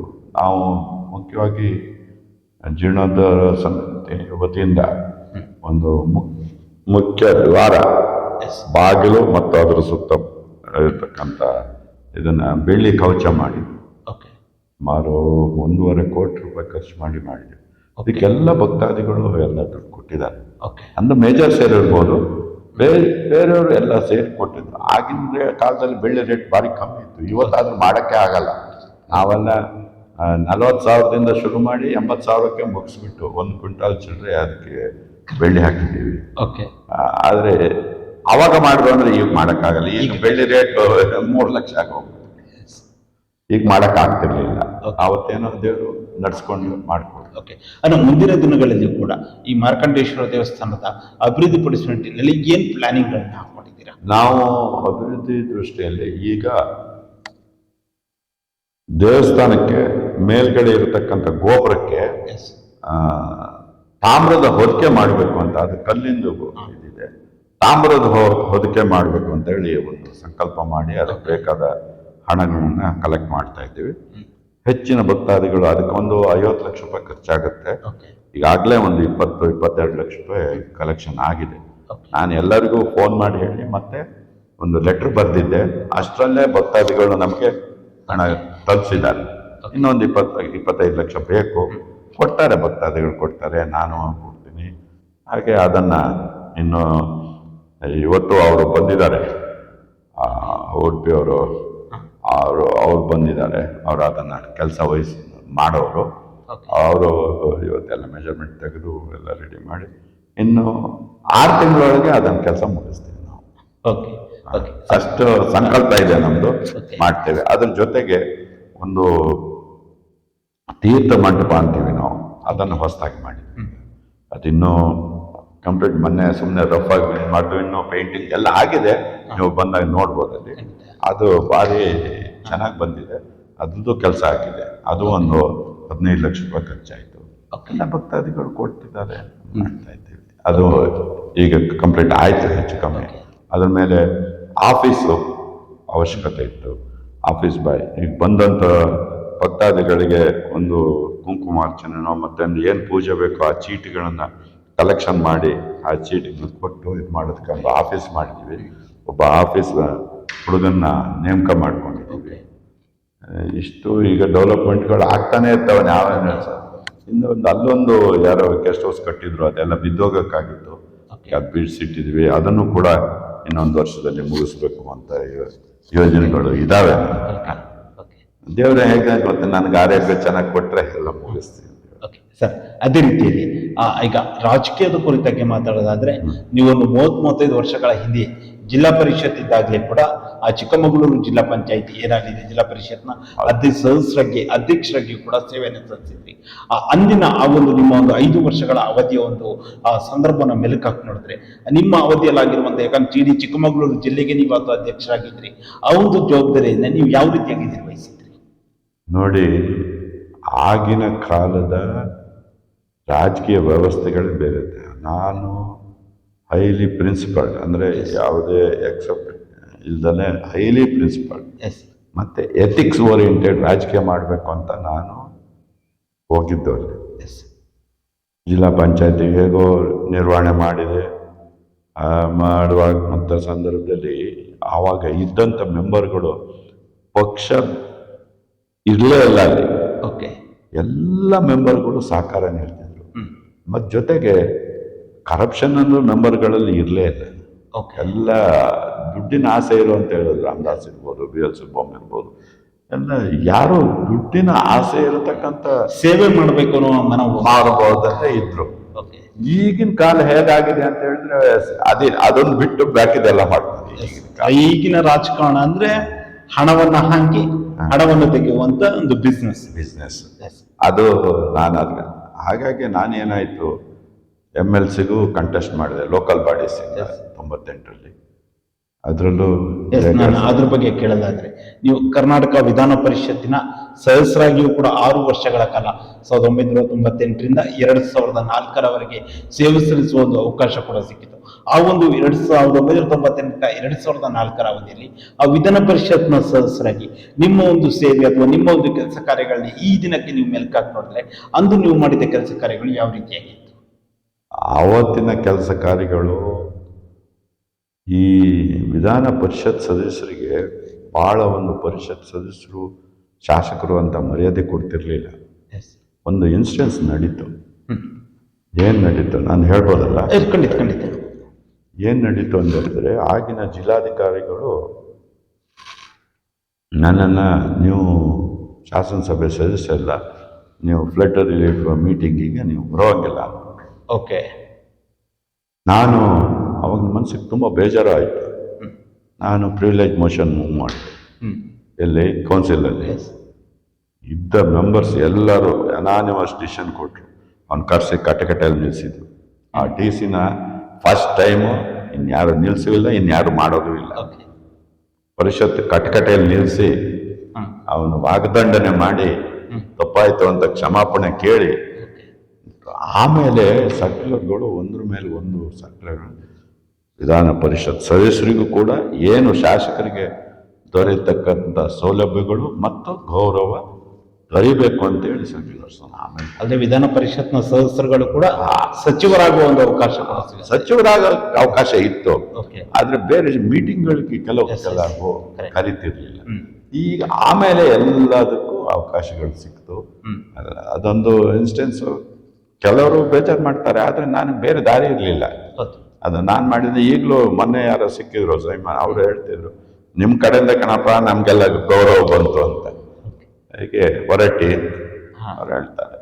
ಹಾಗೆ ಆಗಿನ ಒಂದು ಇದರಲ್ಲಿ ಆ ಥರ ಬಂತು. ಆದ್ರೆ ನಾವು ಅದೇ ಥರ ನಡ್ಕೊಂಡು ಬಂದು ನಾವು ಯಾವ ರೀತಿ ಅಂತ ಹೇಳಿದ್ರೆ ಯಾರ ಕೈಲೂ ಒಂದು ಲೋಟ ಕಾಫಿ ಕೊಡ್ದವ್ರಲ್ಲ, ನಾವೇ ಕಾಫಿ ಕೊಟ್ಟು ಕಳ್ಸೋರು, ಕಾಫಿ ಕೊಟ್ಟು ಕಳ್ಸೋರು. ಆ ರೀತಿ ಭಾವನೆಯಲ್ಲಿ ರಾಜಕೀಯ ಮಾಡ್ಕೊಂಡು ಬಂದು 2004ರವರೆಗೂ ಇತ್ತು. 6ರವರೆಗೂ ಸ್ವಲ್ಪ 8ನೇ ಇಸ್ವಿವರೆಗೂ ಸ್ವಲ್ಪ ರಾಜಕೀಯ ಇದೆಲ್ಲ ಇತ್ತು. ಖರ್ಗೆ ಅವ್ರು ಬಂದು ನೀನು ಎಲೆಕ್ಷನ್ ನಿಲ್ಬೇಕಪ್ಪ ಶೃಂಗೇರಿ ಕ್ಷೇತ್ರಕ್ಕೆ ಅಂತ. ನಾನು ನಿಲ್ಲೋದಿಲ್ಲ ಅಂತ ಹೇಳಿದೆ. ಟಿ ಬಿ ಚಂದ್ರ ಅವರಿಗೆ ಟಿಕೆಟ್ ಕೊಡಿಸಿದ್ದಾಯ್ತು. ಅವರೇ ಅಧ್ಯಕ್ಷರಾಗಿದ್ದರು ಖರ್ಗೆ ಅವರು. ಬಂದು ನೀನು ನಿಲ್ಲಬೇಕು ಎಲೆಕ್ಷನ್ಗೆ, ನಿನಗೆ ಒಳ್ಳೆ ಹೆಸರಿದೆ, ನಿಲ್ಲು. ಇಲ್ಲ ಸರ್ ನನಗೆ ಆಗಲ್ಲ. ಅಷ್ಟೊತ್ತಿಗೆ ಚಂದ್ರೇಗೌಡರು ನನ್ನ ರಿಕ್ವೆಸ್ಟ್ ಮಾಡಿದ್ರು, ನನಗೆ ಒಂದ್ಸಲ ಅವಕಾಶ ಮಾಡಿಕೊಡಪ್ಪ, ನಿನ್ನ ಹೆಸರಿದೆ, ನಾನು 20,000ಕ್ಕೆ ಸೋತಿದ್ದೀನಿ ಅಂತ ಟಿಕೆಟ್ ಕೊಡಲ್ಲ ಅಂತಾರೆ ಖರ್ಗೆ ಅವರು. 2008 ಹೌದು. ಆಮೇಲೆ ಆಯಿತು ನೀವು ನಿಂತ್ಕೊಳ್ಳಿ ಅಂತೇಳಿ ಅವ್ರಿಗೆ ಬಿಟ್ಕೊಟ್ಟು ನಾನು ರಾಜಕೀಯದಿಂದನೇ ನಿವೃತ್ತಿ ಆಗಬೇಕು ಅಂತ ತೀರ್ಮಾನ ಮಾಡಿ. ಓಕೆ. ಯಾಕೆಂದರೆ ಈಗಿನ ಜಂಜಾಟ, ಈಗಿನ ತಗೊಂಡು ಖರ್ಚು ಮಾಡುವಂಥ ರಾಜಕೀಯ ಮಾಡಬೇಕು, ಅದು ನನ್ನಿಂದ ಸಾಧ್ಯ ಇಲ್ಲ. ನಮ್ಮ ಮನೋಭಾವ ಆಗಲಿ ನಾವು ಬೆಳೆದು ಬಂದಂಥ ಇದರಲ್ಲಿ ಅದು ಸಾಧ್ಯ ಇಲ್ಲ ಅಂತ ಹೇಳಿ ನಾನು ರಾಜಕೀಯದಿಂದ ನಿವೃತ್ತಿ ಆಗಬೇಕು ಅಂತ ಹೇಳಿದ್ರೆ 2008ನೇ ಇಸ್ವಿಯಲ್ಲಿ ತೀರ್ಮಾನ ಮಾಡಿ 2ನೇ ಸಲ ನಾನು 2008ನಲ್ಲಿ ಕರ್ನಾಟಕ ಬ್ಯಾಂಕಿನ ಡೈರೆಕ್ಟರ್ ಆದೆ. ಓಕೆ. ಮೊದಲನೇ ಸಲ 92ನೇ ಇಸ್ವಿಯಿಂದ 2000ನೇ ಇಸ್ವಿವರೆಗೂ ಡೈರೆಕ್ಟರ್ ಇದ್ದೆ. ಕರ್ನಾಟಕ ಬ್ಯಾಂಕಿನ ಡೈರೆಕ್ಟರ್ ಆಗಿದ್ದೆ ಬೋರ್ಡಲ್ಲಿ. ಆಮೇಲೆ 2008ರಿಂದ ನಾನು ನಮ್ಮ ಚೇರ್ಮನ್ ಆಗಿದ್ದಂಥ ಅನಂತ ಕೃಷ್ಣನ್ ಕೇಳಿದೆ, ನನ್ನ ರಾಜಕೀಯದಿಂದ ನೀವು ಹೊರಗೆ ಬರಬೇಕು ಅಂದರೆ ನೀವು ನನಗೆ ಸಹಾಯ ಮಾಡಬೇಕು ಅಂತ ಕೇಳಿದೆ. ಏನು ಮಾಡಬೇಕು? ನನ್ನ ಹತ್ರ ತುಂಬ ಚೆನ್ನಾಗೇ ಇದ್ರು, ನನ್ನನ್ನು ಡೈರೆಕ್ಟರ್ ಮಾಡಿಬಿಡಿ. ಆವಾಗ ರಾಜಕೀಯದಿಂದ ಹೊರಗಡೆ ಡೈರೆಕ್ಟರ್ ಆದವರು ರಾಜಕೀಯದಲ್ಲಿ ಇರಬಾರ್ದು ಅಂತ ಹೊಸ ಸರ್ಕ್ಯುಲರ್ ಬಂದಿತ್ತು ಅಷ್ಟೊತ್ತಿಗೆ. ಮೊದಲು ಇರಲಿಲ್ಲ. ನಾನು ಅಂದ್ರೆ ನೀವು ರಾಜಕೀಯದಿಂದ ಹೊರಬರುವ ನಿಟ್ಟಿನಲ್ಲಿ ಕರ್ನಾಟಕ ಬ್ಯಾಂಕ್ನ ಡೈರೆಕ್ಟರ್ 2ನೇ ಸಲ ಆಗಿದ್ದು ಅದಕ್ಕಾಗೆ ಆಗ. ಯಾಕೆಂದ್ರೆ ರಾಜಕೀಯದ ಬಗ್ಗೆ ಏನಾದ್ರು ಅಥವಾ ಮನಸ್ಸಿಗೆ ನೋವಾಗಿ ಅಥವಾ ಈಗಿನ ಒಂದು ರಾಜಕೀಯ ವ್ಯವಸ್ಥೆಯಿಂದ ಬೇಜಾರಾಗಿ ನೀವು ಆಗಿತ್ತು ಬೇಜಾರಾಗಿತ್ತು ಅಂದ್ರೆ ಯಡಿಯೂರಪ್ಪ ಸರ್ಕಾರ ಬಂದಾಗ 2006ನೇ ಇಸ್ವಿಲ್ಲ 7ನೇ ಅಂತಾರೆ. ಅವಾಗ ಈ ಪಕ್ಷ ಬದಲಾಯಿಸೋದು, ಪಕ್ಷ ಇದು ಮಾಡೋದು ಅವರಿಂದಾನೇ ಶುರುವಾಗಿದ್ದದು. ನಿಮಗೆ ನೆನಪಿರ್ಬೋದು. ಆವಾಗ ಏನಾಯ್ತು, ಈ ದುಡ್ಡು ಒಬ್ಬೊಬ್ರು ಶಾಸಕರು ಇಷ್ಟು ಅಲ್ಲೆಲ್ಲ ಅಪ್ಪ ನಮಗೆ ಅದನ್ನ ನೋಡಿ ಮತ್ತೆ ಕರಪ್ಷನ್ನು ಇದ್ರ ಮಟ್ಟಕ್ಕೆ ಹೋಗ್ಬಿಡ್ತು ಅದು ಯಡಿಯೂರಪ್ಪನ ಕಾಲದಲ್ಲಿ. ನನಗೆ ಇನ್ನು ಮುಂದೆ ನಾವು ರಾಜಕೀಯದಲ್ಲಿ ಇರಬಾರ್ದು ಅಂತ ತೀರ್ಮಾನ ಮಾಡೇ ನಾನು ಆ ತೀರ್ಮಾನ ತೆಗೆದುಕೊಂಡೆ. ಅಂದ್ರೆ ನೀವು ವಿಧಾನ ಪರಿಷತ್ ಸದಸ್ಯರಾದ ಸಂದರ್ಭದಲ್ಲಿ ಆ ಒಂದು ಕೆಲಸವನ್ನ ನಿಮ್ಮ ಒಂದು 6 ವರ್ಷದ ಅವಧಿಯಲ್ಲಿ ಮಾಡಿದಂತ ಒಂದು ಕೆಲಸವನ್ನ ಈಗ ನಿಮ್ಮ ಮೇಲ್ಕೆ ಹಾಕೊಂಡಿದ್ರೆ ನಿಮ್ಮ ಮನಸ್ಸಿಗೆ ತುಂಬಾ ತೃಪ್ತಿ ಅಥವಾ ತುಂಬಾ ಆತ್ಮತೃಪ್ತಿ ನೀಡುವಂತ ಒಂದು ಕೆಲಸ ಖಂಡಿತ ಇದೆ. ವಿಧಾನ ಪರಿಷತ್ ಸದಸ್ಯರಿಗೆ ಗೌರವ ಸಿಕ್ಕುವಂತೆ ಮಾಡಿರೋದು ಅದು ನನ್ನ ಮನಸ್ಸಿಗೆ ಬಹಳ ತೃಪ್ತಿ ಇದೆ. ಬೇರೆಯವರು ಯಾಕಂದ್ರೆ ಮಾಡ್ತಾರೆ, ಅದರಲ್ಲಿ ಭಾರಿ ತೃಪ್ತಿ ಇದೆ ಅದನ್ನು ಮಾಡಿದಂತ. ಮತ್ತೆ ನಾವು ವಿಧಾನ ಪರಿಷತ್ ಸದಸ್ಯ ಸಂದರ್ಭದಲ್ಲಿ ನಮಗೆ ಏನು ರಾಜಕೀಯವಾಗಿ ಅಲ್ದಿದ್ರು ನಮ್ಮ ವೈಯಕ್ತಿಕವಾಗಿ ನಮಗೆ ಹೆಚ್ಚು ಅನುದಾನಗಳು ಏನು ಬರ್ತಿರ್ಲಿಲ್ಲ. ಅನ್ಲಿಮಿಟೆಡ್ ಅಮೌಂಟ್ ಮಾತ್ರ ಬರ್ತಾ ಇತ್ತು. ಆ ಇನ್ಸ್ಟೆನ್ಸ್ ಆದ್ಮೇಲೆ ಈಗ ಏನು ಲೋಕಲ್ ಏರಿಯಾ ಡೆವಲಪ್ಮೆಂಟ್ ಫಂಡ್ ಅಂತ ಕೊಡ್ತಿದಾರಲ್ಲ ಶಾಸಕರಿಗೆ, ಎಮ್ ಎಲ್ ಎರ್ಗೆ, ಅದು ಎಮ್ ಎಲ್ ಎರ್ಗೆ ಮಾತ್ರ ಇತ್ತು. ನಾನು ಈ ಇನ್ಸಿಡೆನ್ಸ್ ಆದ್ಮೇಲೆ ಎಮ್ ಎಲ್ ಸಿಗೂ ಬಂತು. ಇವತ್ತಿಗೂ ಎಮ್ ಎಲ್ ಸಿಗೂ ಆ ಫಂಡ್ ಇದೆ, ಎಲ್ ಎ ಡಿ ಅಂತ. ಎಲ್ ಎ ಡಿ ಅಂತಾರೆ, ಏನೋ ಲೋಕಲ್ ಏರಿಯಾ ಡೆವಲಪ್ಮೆಂಟ್ ಏನೋ ಅಂತ ಹೇಳ್ತಾರೆ. ವರ್ಷ ಕೊಡುವಂತ, ವರ್ಷ ಒಂದು 2 ಕೋಟಿ ಎಲ್ಲ ಕೊಡ್ತಾರೆ. ಕರೆಕ್ಟ್. ಅದಾದ್ಮೇಲೆ ಬಂದಿದ್ದು, ಅಲ್ಲಿವರೆಗೆ ಇರ್ಲಿಲ್ಲ ಎಮ್ ಎಲ್ ಸಿಗಳಿಗೆ. ನಾನು ಇದನ್ನ ಯಾಕೆ ಹೇಳ್ತಿದ್ದೀನಿ ಅಂದ್ರೆ, ಈಗ ನೋಡಿ ಎಮ್ ಎಲ್ ಸಿಗಳಿಗೆ ಒಳ್ಳೆ ಕಿಮ್ಮತ್ ಬರ್ತಾವ. ಇದು ನನಗೆ ಮನಸ್ಸಿಗೆ ತೃಪ್ತಿ ಇದೆ. ಮತ್ತೆ ಎಲ್ಲ ಒಳ್ಳೆ ಜನಗಳ ಸಂಘ ಸಿಕ್ಕಿದೆ. ಓಕೆ ಸರ್, ಅದೇ ರೀತಿಯಲ್ಲಿ ನೀವು ಒಂದು ಬಾರಿ ನೀವು ವಿಧಾನಸಭೆಗೂ ಕೂಡ ಸ್ಪರ್ಧೆಯನ್ನ ಮಾಡ್ತೀರಾ. ಚಿಕ್ಕಮಗಳೂರು ವಿಧಾನಸಭಾ ಕ್ಷೇತ್ರದಿಂದ ಸ್ಪರ್ಧೆಯನ್ನ ಮಾಡಿ, ಎಸ್, ನಂತರದಲ್ಲಿ ಪುನಃ ನಿಮ್ಗೆ ಚುನಾವಣೆ ವಿಧಾನಸಭೆಗೆ ಹೋಗ್ಬೇಕು, ವಿಧಾನಸಭೆಗೆ ಸ್ಪರ್ಧೆ ಮಾಡಬೇಕು ಅಂತ ಯಾವತ್ತೂ ಅನ್ಸಿಲ್ಲ. ನಾನು 94ರಲ್ಲಿ ಮಾಡಬೇಕಿತ್ತು. ನಾನು ಕಾರಣಾಂತರದಿಂದ ಮಾಡಲಿಲ್ಲ. 94ರಲ್ಲಿ ಮಾಡಿದ್ರೆ ಎಮ್ ಎಲ್ ಎನೂ ಆಗಿರ್ತಿದ್ದೆ, ದೇವೇಗೌಡ ಸರ್ಕಾರ ಬಂದಿತ್ತು, ನಾನು ಮಂತ್ರಿನೂ ಆಗಿರ್ತಿದ್ದೆ. ಆದರೆ ನನಗೆ ಅದಕ್ಕೆ ಬೇಡ ಅಂತಾನೆ, ಎಮ್ ಎಲ್ ಎ ಬೇಡ ಅಂತಾನೆ ಬಿಟ್ಟಿದ್ದು. ಎಮ್ ಎಲ್ ಸಿಗೆ ಟ್ರೈ ಮಾಡೋಣ ಅಂತೇಳಿ ಕಾಯ್ತಾ ಇದ್ದೆ. 98ರಲ್ಲಿ M L C. Okay sir, ಅದೇ ರೀತಿಯಲ್ಲಿ ರಾಜಕೀಯವಾಗಿ ಈಗ ಪ್ರೆಸೆಂಟ್ ಶೃಂಗೇರಿ ಕ್ಷೇತ್ರದ ಶಾಸಕರಾಗಿರುವಂತಹ ರಾಜೇಗೌಡರು ಹಾಗೂ ಎಸ್ ಸಿ ಮಂಜುನಾಥ್ ಅವರು ಕೂಡ ಉತ್ತಮವಾದ ಒಡನಾಟವನ್ನು, ಯಾಕಂದ್ರೆ ರಾಜೇಗೌಡರು ಶೃಂಗೇರಿ ಕ್ಷೇತ್ರದಲ್ಲಿ ಪ್ರವೇಶ ಮಾಡಿ ಗೆಲ್ಲುವುದರಲ್ಲೂ ಕೂಡ ಅವರು ಬೇಸಿಕ್ಲಿ ಅವರು ಕಾಂಡ್ಯ ಹೋಬಳಿ ಅಂದ್ರೆ ಚಿಕ್ಕಮಗಳೂರು ತಾಲೂಕಿಗೆ ಬಂದ್ರು ಕೂಡ ಶೃಂಗೇರಿ ಕ್ಷೇತ್ರಕ್ಕೆ ಪ್ರವೇಶ ಮಾಡಿ ಗೆಲ್ಲುವುದರಲ್ಲೂ ಕೂಡ 2 ಚುನಾವಣೆಯಲ್ಲೂ ಕೂಡ ಎಸ್ ಸಿ ಮಂಜುನಾಥ್ ಅವರು ಬಹುಮುಖ್ಯ ಪಾತ್ರವನ್ನು ವಹಿಸಿರೋದು ಸಾರ್ವಜನಿಕವಾಗಿ ಚರ್ಚೆಯಲ್ಲಿರುವಂತಹ. ನಿಮ್ಮ ಅವರ ನಡುವಿನ ಒಂದು ಒಡನಾಟ ಅಥವಾ ಒಂದು ಇದ್ರ ಬಗ್ಗೆ ಮಾತಾಡ್ತಾರೆ, ಏನ್ ಹೇಳ್ತೀರಾ? ರಾಜೇಗೌಡನಂತ ಒಬ್ಬ ಎಮ್ ಎಲ್ ಎ ಇನ್ನು ಯಾರು ಮಾಡೋದು ಇಲ್ಲ, ಮಾಡಕ್ ಸಾಧ್ಯನೂ ಇಲ್ಲ. ಅವನು ಕೈ ಶುದ್ಧ ಇಟ್ಕೊಂಡಿದ್ದಾನೆ, ಕಚ್ಚೆ ಶುದ್ಧ ಇಟ್ಕೊಂಡಿದ್ದಾನೆ. ನಾವು ಅದೇ ಥರ ನಡ್ಕೊಂಡು ಬನ್ನಿ ಅಂತ ಹೇಳಿದ್ದು, ಅದೇ ಥರ ನಡ್ಕೊಂಡು ಬರ್ತಿದ್ದಾರೆ. ಅವನನ್ನ ನಾನು ಫಸ್ಟ್ ಜಿಲ್ಲಾ ಪಂಚಾಯತಿಗೆ ನಿಲ್ಲಿಸ್ಬೇಕಾದ್ರೆ ನನಗೆ ಅಲಾಖೆ ಬೇಡ ಅಂತಿದ್ದ. ಆಮೇಲೆ ಕರ್ಕೊಂಡ್ಬಂದು, ನೋಡೋ ನಿನ್ನ ಹತ್ರ ಎಷ್ಟೋ ಎಕರೆ ಕಾಫಿ ತೋಟ ಇದ್ರಿ, ಏನು ಮರ್ಯಾದೆ ಬರಲ್ಲ, ರಾಜಕೀಯದಲ್ಲಿ ಇದ್ರಿಂದ ನಿನಗೆ ಮರ್ಯಾದೆ ಹೆಸರು ಇರೋದು, ಬಾ ನೀನು ಅಂತ ಹೇಳಿ ಕರ್ಕೊಂಡ್ಬಂದು ಫಸ್ಟ್ ಜಿಲ್ಲಾ ಪಂಚಾಯತಿ ನಿಲ್ಸಿದ್ದೆ ನಾನು. ಕಾಂಡೆ ಹೋಬಳಿಯಿಂದ ನನ್ನ ಜಾಗದಲ್ಲೇ ಆಮೇಲೆ ನಿಲ್ಸಿದ್ದೆ. ಆಮೇಲೆ ಅಲ್ಲಿಂದ ಹೊಸ್ತಾರಲ್ಲಿ ಒಂದ್ಸಲ ಆದ.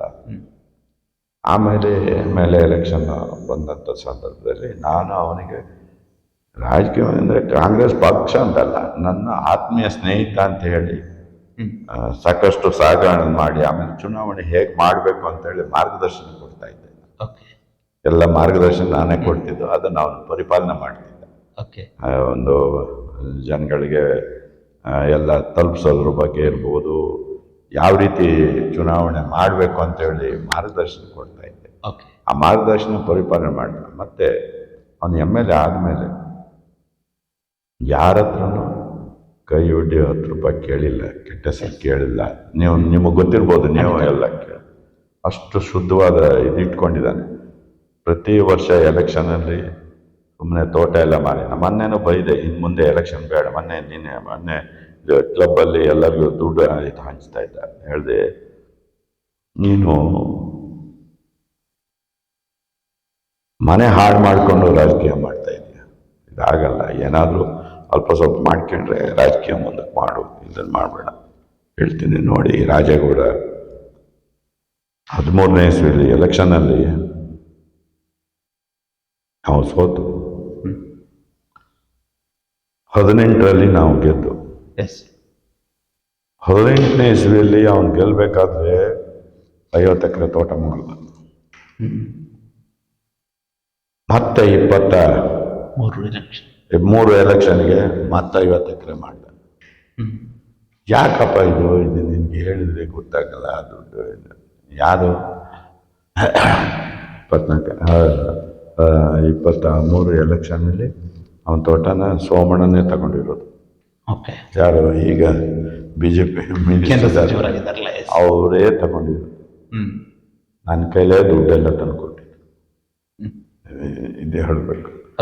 ಎಲೆಕ್ಷನ್ ದುಡ್ಡು ಚೆಕ್ಕು ಎಲ್ಲ ನನ್ನ ಹತ್ರನೇ ಬಂದಿತ್ತು. ಇಷ್ಟು ಮಾಡುವ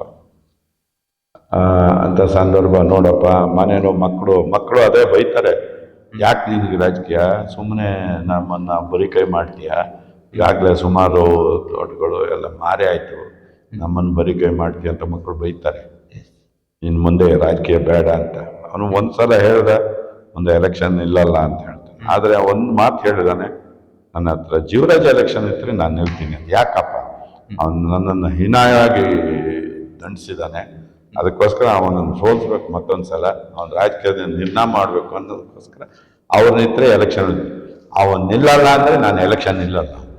ಓಕೆ, ಇದು ನನಗೆ ಅವನು ಕೊಟ್ಟಿರೋ ಮಾತು. ರಾಜೇಗೌಡರು ಬಗ್ಗೆ ವಿಶ್ಲೇಷಣೆ ಮಾಡೋದು ಎಷ್ಟು ಬೇಕಾದ್ರೂ ವಿಶ್ಲೇಷಣೆ ಮಾಡ್ಬೋದು. ಅಂತ ಒಬ್ಬ ರಾಜಕಾರಣಿ MLA ಪ್ರತಿ ದಿವಸ ಬೆಳಿಗ್ಗೆ ಸುಮಾರು 50 ಜನ ಅವ್ರ ಮನೆಯಲ್ಲಿ ಕಾಯ್ತಾ ಇರ್ತಾರೆ. ಪ್ರತಿ ದಿವಸ ಬೆಳಗ್ಗೆ ಹೆಚ್ಚಿನವ್ರ ಬೈನತ್ತು ಅದು ಇದು ಕೆಲಸ ಪ್ರತಿದಿನ ಅವ್ರನ್ನೆಲ್ಲ ನೋಡ್ಕೊಂಡು ಎಷ್ಟು ಪೇಷನ್ಸ್ ಇದೆ ಅವನಿಗೆ ಅಂತ ನನಗೆ ಅರ್ಥ ಆಗಲ್ಲ. ಎಲ್ಲೇ ಪ್ರೋಗ್ರಾಮ್ ಹೋಗಲಿ 6 ಗಂಟೆಗೆ ಅವ್ನ ಮನೆ ಇರ್ತಾರೆ, ಅದನ್ನು ಅವರಿಗೆಲ್ಲ ಅಟೆಂಡ್ ಮಾಡಿ ಅವ್ರನ್ನೆಲ್ಲ ಮಾಡಿ ಮತ್ತೆಲ್ಲ ಫಂಕ್ಷನ್ಗಳಿಗೆ ಹೋಗಿ ಅದನ್ನು ಒಂದು ದಿವಸನೂ ಹಗಲು ರಾತ್ರಿ ಅವನು ನಿದ್ದೆನೇ ಮಾಡೋದಿಲ್ಲ. ರಾತ್ರಿ 12 ಗಂಟೆಗೆ ಬರ್ತಾನೆ, ಬೆಳಗ್ಗೆ ಮತ್ತೆ 5 ಗಂಟೆಗೆ ಎದ್ದು ಹೊರಡ್ತಾನೆ. ಅಂತ ಒಬ್ಬ ರಾಜಕಾರಣಿ ಅಷ್ಟು ಅಟೆಂಡ್ ಮಾಡೋದು. ಆಮೇಲೆ ಪ್ರತಿಯೊಂದು ಊರಿಗೂ ಹೋಗೋದು, ಆ ಶಂಕರಸ್ಥಾಪನೆ ಮಾಡೋದು, ಊರಿನವ್ರ ಮದುವೆ ಇರಲಿ ಮಂದಿ ಇರಲಿ ಪ್ರತಿಯೊಂದಕ್ಕೂ ಅಟೆಂಡ್ ಮಾಡುವಂಥ ಒಬ್ಬ ರಾಜಕಾರಣಿ ಯಾರಾದರೂ ಇದ್ದರೆ ಅದು ರಾಜೇಗೌಡ ಮಾತ್ರ, ಇನ್ಯಾರೂ ಇಲ್ಲ. ಸರ್, ಅದೇ ರೀತಿಯಲ್ಲಿ ರಾಜಕೀಯವಾಗಿ ಹೊರತು ಮಾತಾಡೋದಾದ್ರೆ ಧಾರ್ಮಿಕ ಕ್ಷೇತ್ರ ಕುರಿತಾಗಿರುವ ರಾಜಕೀಯದ ಕುರಿತು ಸುದೀರ್ಘವಾಗಿ ಚರ್ಚೆಯನ್ನು ಮಾಡಿದ್ವಿ. ಅದರ ರೀತಿಯಲ್ಲಿ SV ಮಂಜುನಾಥ್ ಅಂತ ಬಂದಾಗ ಪ್ರಮುಖವಾಗಿ ಒಬ್ಬ ಶಿಕ್ಷಣ ಪ್ರೇಮಿ ಅನ್ನೋದು ನನಗಿರುವ ಒಂದು ಮಾಹಿತಿ. ಕಳೆದ 45-46 ವರ್ಷಗಳಿಂದಲೂ ಕೂಡ ನೀವು ಏನು ಸಂಗಮೇಶ್ವರಪೇಟೆಯ ಪೂರ್ಣಪ್ರಜ್ಞಾ ಶಾಲೆಯಲ್ಲಿ ಕೂಡ ನೀವು ಕಾರ್ಯದರ್ಶಿಯಾಗಿ ಅದ್ಭುತವಾದ ಸೇವೆಯನ್ನು ಸಲ್ಲಿಸಿರುವಂಥದ್ದು, ಒಂದು ಸಂಸ್ಥೆಯನ್ನು ಕಟ್ಟಿ ಬೆಳೆಸುವ ನಿಟ್ಟಿನಲ್ಲಿ ಬಹಳ ಮುಖ್ಯವಾದ ಪಾತ್ರವನ್ನು ವಹಿಸಿದ್ದೀರಾ.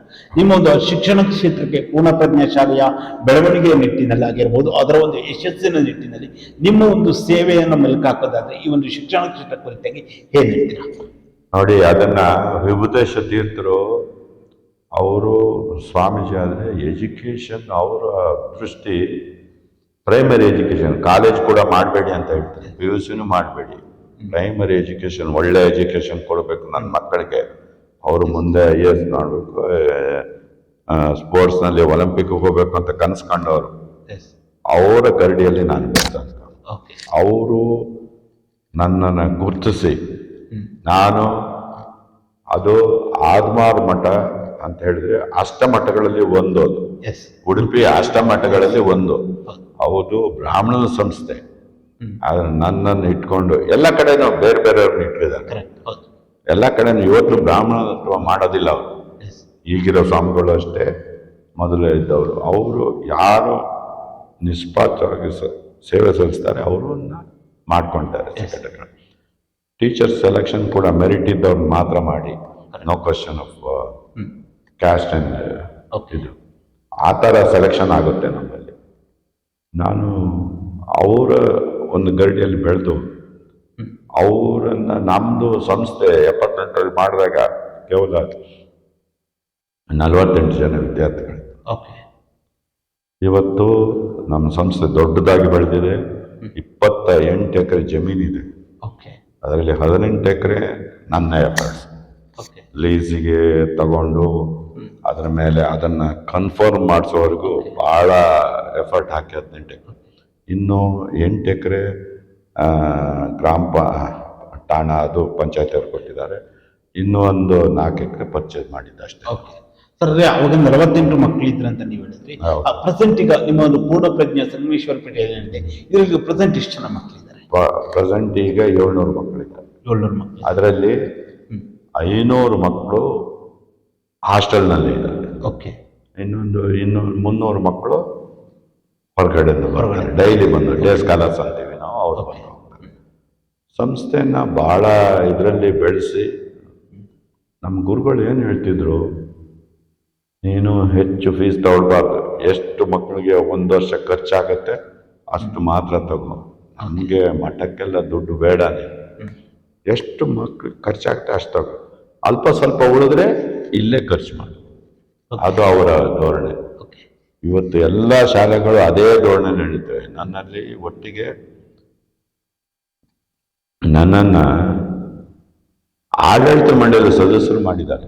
ಎಸ್, ಅದೇ ನಾನು ಕೇಳ್ಬೇಕು. ಆಡಳಿತ ಮಂಡಳಿಯ ಸದಸ್ಯರು 12 ಜನದಲ್ಲಿ ಎಸ್ ನಾನು ಒಬ್ಬ ಇದ್ದೆ. ಎಸ್, ನಾನು ಅದೇ ಪ್ರಶ್ನೆ ಕೇಳ್ಬೇಕು. ಆಡಳಿತ ಮಂಡಳಿ ಸದಸ್ಯರು ಪೂರ್ಣಪ್ರಜ್ಞೆ ಇನ್ಸ್ಟಿಟ್ಯೂಟ್ ಅಥವಾ ಪೂರ್ಣಪ್ರಜ್ಞೆ ಅನ್ನೋ ಶಿಕ್ಷಣ ಸಂಸ್ಥೆ ಇದೆ. ಹಾ. ದೇಶಾದ್ಯಂತ ಇರುವಂತಹ ಶಿಕ್ಷಣ ಸಂಸ್ಥೆಗಳಲ್ಲಿ ದೇಶಾದ್ಯಂತ ಇದೆ ಆ ಅಂದ್ರೆ ಕಾಲದಲ್ಲಿ 12 ಜನ ಹೊರಗಡೆ ಇರತಕ್ಕಂಥದ್ದು ಬಾಂಬೆ ಮತ್ತು ಡೆಲ್ಲಿ. ಎಸ್, ಅಂದ್ರೆ ಆ 12 ಜನ ಸದಸ್ಯರುಗಳಲ್ಲಿ ನಾನು ಒಬ್ಬ. ಮಂಜುನಾಥ್ ಅವರು ಕೂಡ ಒಬ್ಬರು ಅನ್ನುವಂಥದ್ದು. ಹೌದು. ಆ ವೈಯಕ್ತಿಕವಾಗಿ ನಿಮ್ಗೆ ಎಷ್ಟು ಖುಷಿ ಇದೆ? ನನಗೆ ತುಂಬಾ ಖುಷಿ ಇದೆ.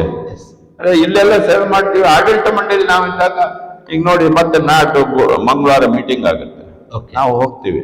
ನಾವೇನು ₹1 TAD ತಗೊಳಲ್ಲ, ನಮ್ಮ ಕಾರಲ್ಲೇ ಹೋಗಿ ನಮ್ಮ ಕಾರಲ್ಲೇ ಬರೋದು. ಎಸ್, ಅಲ್ಲೊಂದು ಕಾಫಿ ಬಿಸ್ಕೆಟ್ ಕೊಡ್ತಾರೆ ಅಷ್ಟೇ, ಇನ್ನೇನಿರಲ್ಲ. ಓಕೆ, ಊಟ ಕೊಡ್ತಾರೆ ಒಂದೊಂದು ದಿವಸ ಮಧ್ಯಾಹ್ನ ಲೇಟ್ ಆದ್ರೆ, ಅಷ್ಟೇ ಬಿಟ್ರೆ ಏನೂ ಇರಲ್ಲ. ಆದ್ರೆ ಆ ಸಂಸ್ಥೆಯಲ್ಲಿ ನಮ್ಮ ಜೊತೆಗಿದಾರಲ್ಲ, ಸಂತೋಷ್ ಹೆಗ್ಡೆ, ಹಾರ್ನಳ್ಳಿ ಅಶೋಕ್, ಆಮೇಲೆ ಮೊನ್ನೆ ಒಬ್ರು ಚೀಫ್ ಸೆಕ್ರೆಟರಿ ಆಗಿದ್ದವರು, 2-3 ಜನ ಚೀಫ್ ಸೆಕ್ರೆಟರಿಗಳಾಗಿದ್ದವರು, ಪ್ರಭಾಕರ್ ಇರ್ಬೋದು, ರಾಮನಾಥನ್ ಇರ್ಬೋದು. ಪ್ರಭಾಕರ್ ಇನ್ನೂ ಜೀವ ಇದ್ದಾರೆ, ರಾಮನಾಥನ್ ಮೊನ್ನೆ 3 ದಿವಸ ಕೆಳಗೆ ತೀರೋದ್ರು. ಎಸ್, ಈ ಥರ ಚೀಫ್ ಸೆಕ್ರೆಟರಿಗಳಾದವರೆಲ್ಲ ನಮ್ಮ ಗೌರ್ನಿಂಗ್ ಕೌನ್ಸಿಲ್ ಇದ್ರು. ಓಕೆ. ಅವ್ರದ್ದೆಲ್ಲ ಸಂಪರ್ಕ ನನಗೆ ಎಷ್ಟು ಹೆಮ್ಮೆ ಅನ್ಸಿರ್ಬೋದು. ಎಸ್, ಸರ್, ಅಂದ್ರೆ ಈಗ ಆ ಸಂಗಮೇಶ್ವರ ಪೇಟೆಯಲ್ಲಿರುವಂತಹ ಪೂರ್ಣಪ್ರಜ್ಞೆ ಶಾಲೆಯಲ್ಲಿ ಶಿಕ್ಷಣ ವ್ಯವಸ್ಥೆ ಅಥವಾ ಅಲ್ಲಿ ನೀಡುವಂತ ಎಜುಕೇಶನ್ ಕುರಿತಾಗಿ ಮಾತಾಡೋದಾದ್ರೆ ಯಾವ ರೀತಿಯಾದ ಒಂದು ಶಿಕ್ಷಣ ವ್ಯವಸ್ಥೆಯನ್ನ ನೀವು ಅದಕ್ಕೆ ಒದಗಿಸಿಕೊಡ್ತಾ ಇದ್ದೀರಾ? ನಾವು ಬೇಸಿಕಲಿ ನಾವು English medium. Yes, okay. Malnad ಭಾಗದಲ್ಲಿ ಇಂಗ್ಲಿಷ್ ಮೀಡಿಯಂ ಶಾಲೆಗಳು ಇರಲಿಲ್ಲ ಅಂತ ಸಂದರ್ಭದಲ್ಲಿ ನಾವು ಶಾಲೆ ಓಪನ್ ಮಾಡಿದ್ವಿ. ಇಂಗ್ಲಿಷ್ ಮೀಡಿಯಂ ಶಾಲೆಯಲ್ಲಿ ನಾವು ಆಧ್ಯಾತ್ಮಿಕ ವಿಷಯಗಳನ್ನು ಕೂಡ ತಗೊಳ್ತೇವೆ. ಯಾಕೆ ನಾವು ಹಾಸ್ಟೆಲ್ ಇದ್ದಾಗ ಮಕ್ಕಳಿಗೆ ಭಗವದ್ಗೀತೆ ಓದಿಸ್ತೇವೆ. ಎಸ್, ಭಗವದ್ಗೀತೆ ಓದಿಸ್ತೇವೆ. ಭಗವದ್ಗೀತೆ ಏನು ಅಂತೇಳಿ ನಿಮಗೂ ಗೊತ್ತಿದೆ. ಆಧ್ಯಾತ್ಮಿಕ ವಿಷಯದಲ್ಲಿ ಭಗವದ್ಗೀತೆ ಮತ್ತೆ ಬೇರೆ ಬೇರೆ ಕಾರ್ಯಕ್ರಮಗಳನ್ನು ಆಧ್ಯಾತ್ಮಿಕವಾಗಿ ಕೆಲವು ಕಾರ್ಯಕ್ರಮವನ್ನು ಮಾಡ್ತೇವೆ.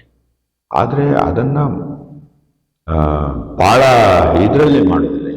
ನಾವು ಶಾಲೆ ಮೆರಿಟ್ ಮೇಲೆ ಹೋಗಬೇಕು, ಇದನ್ನು ನಾಲೆಡ್ಜ್ ಇಂಪ್ರೂವ್ ಮಾಡಬೇಕು ಅಂತ ಹೇಳಿ ನಾವು ಮಾಡಿದ್ವಿ. ನಾವು ಜೂನಿಯರ್ ಕಾಲೇಜ್ ಮಾಡಿ ಕಳೆದ ವರ್ಷ ಮಾಡಿದ್ವಿ, 2 ವರ್ಷ ಅಷ್ಟೇ. ಈ ವರ್ಷ ಫಸ್ಟ್ ಒಂದು 21 ಮಕ್ಕಳು ಮಾತ್ರ ಎಕ್ಸಾಮ್, ಇವತ್ತು ಎಕ್ಸಾಮ್ ಬರೀತಾರೆ. First second year PUC exam ಇವತ್ತು ಬರೆದಿದ್ದಾರೆ. ಈಗ PUC ಕೂಡ ನಿಮ್ಮ ಪೂರ್ಣಪ್ರಜ್ಞೆ ಇನ್ಸ್ಟಿಟ್ಯೂಟ್ ಅಲ್ಲಿ ಈಗ ಪ್ರಾರಂಭ ಮಾಡಿರುವಂತ? ಹೌದು. ಎಸ್, ಪೂರ್ಣ ನಾವು CBSE ಮತ್ತು ಕಾಮರ್ಸ್. ಓಕೆ. CBSE ಇನ್ನೊಂದು CBSE ಅಲ್ಲ, ಓಕೆ, ಸ್ಟೇಟ್ ಸಿಲೆಬಸ್ ಅಲ್ಲ, ಸ್ಟೇಟ್ ಸಿಲೆಬಸ್ ಅಲ್ಲೇ ಇದೆ. PUC ಸ್ಟೇಟ್ ಸಿಲೆಬಸ್, PCMB ಮತ್ತು PCMC ಅಂದ್ರೆ ಸೈನ್ಸ್ 2, ಕಾಮರ್ಸ್ 1. ಇದನ್ನ ನಾವು ಪ್ರಾರಂಭ ಮಾಡಿದ್ದೇವೆ. ಸಾಕಷ್ಟು ವಿದ್ಯಾರ್ಥಿಗಳು ಕಳೆದ ವರ್ಷ ನಮಗೆ ಒಳ್ಳೆ ಅಡ್ಮಿಷನ್ ಬಂತು. ಸುಮಾರು 180 ಜನ ಅಡ್ಮಿಷನ್ ಆದರು. 140 ಜನ ಸೈನ್ಸಿಗೆ, ಇನ್ನು 40 ಜನ ಕಾಮರ್ಸ್ಗೆ ಅಡ್ಮಿಷನ್ ಆಯಿತು. That's a very good admission. First ಇಯರಲ್ಲೇ ಅಷ್ಟಾಗಿದೆ ಅಂತ ಹೇಳಿದ್ರೆ ವೆರಿ ಗುಡ್ ಅಡ್ಮಿಷನ್. ಅಡ್ಮಿನಿಸ್ಟ್ರೇಷನ್ ಎಲ್ಲ ನಾವು ಮಾಡ್ತೀವಿ. ಅದೇ ಥರ ನಮ್ಗೆ ಅಲ್ಲಿ ಗೌರ್ಮೆಂಟ್ ಕೌನ್ಸಿಲ್ ಅವರು ಅಲ್ಲಿ ಇರತಕ್ಕಂಥ ನಮ್ಮ ತಜ್ಞರು ಎಲ್ಲ ದಿವಸ ನಮಗೆ ಗೈಡ್ಲೈನ್ಸ್ ಮಾಡ್ತಾರೆ. ಅದ್ರ ಮುಖಾಂತರ ನಡ್ಸ್ಕೊಂಡು ಬಂದಿದ್ದೀವಿ. ಅದು ನಮಗೆ ಜೊತೆಗೆ ನಮ್ಮಲ್ಲಿ ಇರ್ತಕ್ಕಂಥ ತುಂಬ ಹಳೆ ವಿದ್ಯಾರ್ಥಿಗಳು ಒಳ್ಳೊಳ್ಳೆ ಸ್ಥಾನದಲ್ಲಿದ್ದಾರೆ. ಇವತ್ತು ಡಾಕ್ಟರ್ಸ್ ಇರ್ಬೋದು, ಫೆಲೋಶಿಪ್ ಇರ್ಬೋದು. ಅದರಲ್ಲಿ ಒಬ್ಬ ಆಯುಷ್ ಅಂತೇಳಿ ಒಬ್ಬ ಆಲ್ದೂರಿನ ಹುಡುಗ, ಅವನು ಇಂಜಿನಿಯರ್ ಮುಗಿಸಿದ ಸ್ಯಾಟಲೈಟ್ ಲಾಂಚ್ ಮಾಡ್ದ. ಸ್ಯಾಟಲೈಟ್ ಲಾಂಚ್ ಮಾಡಿ ಅವನಿಗೆ ಅಮೇರಿಕನ್ ಗೌರ್ಮೆಂಟ್ನವ್ರು ಕೆಲಸ ಕೊಟ್ಟರು. ಯಾರು ಫ್ಲಿಕ್ಸಲ್ಲಿ ಕೆಲಸ ಕೊಟ್ಟಿದ್ದಾರೆ ಅವನಿಗೆ ಕೆಲಸ ಕೊಟ್ಟಿದ್ದಾರೆ. ಮೊನ್ನೆ ರಿಪಬ್ಲಿಕ್ ಡೇ ದಿವಸ ಎಲ್ಲ ಇಂಡಿಯಾದ ಎಲ್ಲ ಪ್ರತಿಭಾವಂತ ಇವರಿಗೆ ರಿಪಬ್ಲಿಕ್ ಡೇ ದಿವಸ ರಾಷ್ಟ್ರಪತಿಯವರು ಒಂದು ಸೆಮಿನಾರ್ ಅಲ್ಲಿಗೂ ಕರೆದಿದ್ರು ಅವನ್ನ. ನನ್ಗೆ ಅದೊಂದು ಹೆಮ್ಮೆ. ಅವನು 1ನೇ ಕ್ಲಾಸಿಂದ ಹಾಲು ಪೂರ್ಣ ಪ್ರಜ್ಞಾನದಲ್ಲಿದ್ದ. 8ನೇ ಕ್ಲಾಸ್ 9ನೇ ಕ್ಲಾಸ್ 10ನೇ class Sangameshwarpet board. Okay very good, very intelligent boy. Okay even though is A Muslim. ನಮ್ಮ ಶಾಲೆಯಲ್ಲಿ ಓದಿದ ನನಗೆ ಅದನ್ನು ನೆನಪಲ್ಲಿ ಯಾಕೆ ನಾನು 2 ಸಲ ಹೇಳ್ತೀನಿ ಅಂದರೆ, ಕೆಲವರು ತಿಳಿದಾರೆ ಪೂರ್ಣಪ್ರಜ್ಞೆ ಇರೋದು ಅದು ಬ್ರಾಹ್ಮಣರ ಸಂಸ್ಥೆ, ಅದರಲ್ಲಿ ನೋಡಿ ಅವನು ಮುಸ್ಲಿಂ. ಇನ್ನು ಇಲ್ಲೇ ಕಣಿತಿಯನ್ನೊಬ್ಬ ಮುಸ್ಲಿಂ MD ಮಾಡ್ಕೊಂಡು ಡಾಕ್ಟರ್ ಆಗಿದ್ದಾನೆ. ಓಕೆ ಇನ್ನು ಗುಲಾಂಪೇಟೆ ಅವರು 3 ಜನ MD ಮಾಡಿದ್ದಾರೆ. ಈ ರೀತಿ ಒಂದು ವಿದ್ಯಾರ್ಥಿಗಳು ಸಾಧನೆ ಮಾಡಿದಾಗ ಒಬ್ಬ ಕಾರ್ಯದರ್ಶಿಯಾಗಿ ಒಂದು ಇನ್ಸ್ಟಿಟ್ಯೂಟ್ನ ಮುನ್ನಡೆಸೋರಾಗಿ ನಿಮಗೂ ಕೂಡ ಒಂದು ಆತ್ಮತೃಪ್ತಿ ಇದೆ ಅಂತ. ಖಂಡಿತ ಖಂಡಿತ ಇದೆ, ಖಂಡಿತ ಇದೆ. ಓಕೆ, ಅಂದ್ರೆ ಎಜುಕೇಶನ್ ಜೊತೆಯಲ್ಲಿ ಈಗ ಎಜುಕೇಶನ್ ಒಂದೇ ಇದಾಗಲ್ಲ, ಅದ್ರ ಜೊತೆಲಿ ಕಲ್ಚರ್ ಆಗಿರ್ಬೋದು, ಎಲ್ಲ activities ಹೆಚ್ಚಿನ ಉತ್ತೇಜನ ನೀಡಬೇಕಾಗುತ್ತೆ. ಇದೆ, ಕಲ್ಚರ್ ಇದೆ. ಮತ್ತೆ ಸ್ಪೋರ್ಟ್ಸ್ಗೆ ಸಂಬಂಧಪಟ್ಟ ಹಾಗೆ ಹೌದಾ? ಇನ್ನಿತರ ಕರಿಕ್ಯುಲರ್ ಆಕ್ಟಿವಿಟೀಸ್ ಸಂಬಂಧಪಟ್ಟ ಹಾಗೆ ಯಾವ ರೀತಿಯಾದ ಒಂದು ಸಪೋರ್ಟ್ ನಿಮ್ಮ ಒಂದು ಇನ್ಸ್ಟಿಟ್ಯೂಟ್ ಇಂದ ಸಿಗುತ್ತೆ? ಸ್ಪೋರ್ಟ್ಸ್ ವಿಷಯಕ್ಕೆ ನಮ್ಮಲ್ಲಿ ಹೈಯೆಸ್ಟ್ ಇದು ಕೊಡ್ತೀವಿ. ಓಕೆ ಅದು ಗೇಮ್ಸ್ ಇರ್ಬೋದು, ಅಥ್ಲೆಟ್ ಇರ್ಬೋದು, ಲೇಡೀಸ್. ನಾವು ಪ್ರತಿ ವರ್ಷ ಇನ್ನೊಂದು ಒಳ್ಳೆ ಒಂದು ಇದು ಅಂದರೆ ನಮ್ಮದು ಒಟ್ಟು 11 ವಿದ್ಯಾಸಂಸ್ಥೆಗಳು ಎಲ್ಲ ಇದ್ದಾವೆ. ಓಕೆ ಬಾಂಬೆ, ಡೆಲ್ಲಿಯವರು ಬರಲ್ಲ, ಬಾಂಬೆಯವರು ಬರ್ತಾರೆ. ಅವರು ಸೇರಿ ಇಲ್ಲಿ 10 ವಿದ್ಯಾಸಂಸ್ಥೆಯವರು ಇಲ್ಲಿ ಒಂದು ಇಂಟರ್ ಪೂರ್ಣಪ್ರಜ್ಞಾ ಮೀಟ್ ಅಂತ ಮಾಡ್ತೀವಿ ಸ್ಪೋರ್ಟ್ಸ್ಗಾಗಿ. Okay that's a good. ಇದು ಎಲ್ಲ ಸಂಸ್ಥೆಯವರು ಬಂದು ಅದು ರೊಟೇಷನ್. ಈ ವರ್ಷ ಇಲ್ಲಿ ಮಾಡಿದರೆ ನಮ್ಮದು ಕರ್ನಾಟಕದಲ್ಲಿ ಅಲ್ಲ, ಮಲೆನಾಡಲ್ಲಿ ಭದ್ರಾವತಿ, ಬೇಲೂರು, ಆಲ್ದೂರು 4 ಸಂಸ್ಥೆಗಳಿದೆ, ಸಂಗಮೇಶ್ವರಪೇಟೆ ಸೇರಿ. ಇನ್ನು ಬೆಂಗಳೂರಿನಲ್ಲಿ 5 ಸಂಸ್ಥೆಗಳಿದೆ. ಓಕೆ ಸದಾಶಿವನಗರ, ಇಂದಿರಾನಗರ, ದಾಸರಹಳ್ಳಿ, ಇದು ಯಲಹಂಕ, ಓಕೆ ಇಷ್ಟು ಕಡೆ ಇದೆ. ಇವು ಎಲ್ಲ ವಿದ್ಯಾರ್ಥಿಗಳು ಒಂದು ಕಡೆ ಕೂಡಿ ಈ ಸ್ಪೋರ್ಟ್ಸ್ ನಡೆಸ್ತೀವಿ. ಓಕೆ ಪ್ರೆಷರ್, ಅದು ಕಾಂಪಿಟೇಷನ್ ಒಬ್ಬೊಬ್ಬರಿಗೆ. ಇದಲ್ಲದೆ ಪೂಜ್ಯ ಸ್ವಾಮೀಜಿಯವರು ಯಾವ ಸ್ಕೂಲ್ನಲ್ಲಿ ಬೆಸ್ಟ್ ಪರ್ಫಾರ್ಮೆನ್ಸ್ ಅಂದರೆ ಎಜುಕೇಷನಲ್ಲಿ ಸಿಗುತ್ತೆ ಅವರಿಗೆ ರೋಲಿಂಗ್ ಟ್ರೋಫಿ ಇಟ್ಟಿದ್ದಾರೆ. ಅವರು ಪ್ರತಿ ವರ್ಷ ಅವರಿಗೆ ಮಾರ್ಕ್ಸ್ಗಳನ್ನು ಕೊಟ್ಟು ಅವ್ರಿಗೆ ಪ್ರೋತ್ಸಾಹ ನೀಡ್ತಾರೆ, ಆ ಸ್ಕೂಲ್ಗಳಿಗೆ ಪ್ರೋತ್ಸಾಹ ನೀಡ್ತಾರೆ. ಓಕೆ ಆ ಥರ ಅದು ಮಕ್ಕಳಲ್ಲಿ ಹೆಚ್ಚು ಇದು ಬೆಳೀಲಿಕ್ಕೆ ಒಳ್ಳೆಯದು, ಎನ್ಕರೇಜ್ ಮಾಡಿದಂಗೆ ಆಗತ್ತೆ. ಹೌದು. ಓಕೆ ಸರ್, ಹಾಗೆ ಒಂದು ಸುದೀರ್ಘವಾದ ನಿಮ್ಮ ಒಂದು ಸಾರ್ವಜನಿಕ ಜೀವನ, ಈ ಸಾರ್ವಜನಿಕ ಜೀವನದ ಇದ್ದ ಸಂದರ್ಭದಲ್ಲಿ ಆ ಕುಟುಂಬದ ಒಂದು ಪಾತ್ರವು ಕೂಡ ಅಷ್ಟೇ ಬಹಳ ಮುಖ್ಯ ಆಗುತ್ತೆ. ಅವರ ಒಂದು ನಿಮಗೆ ಒಂದು ಸಪೋರ್ಟಿವ್ ಆಗಿರೋ ಎಲ್ಲ ವಿಚಾರಗಳಲ್ಲೂ ಕೂಡ ಬೆಂಬಲ ಬೇಕಾಗುತ್ತೆ. ಖಂಡಿತ.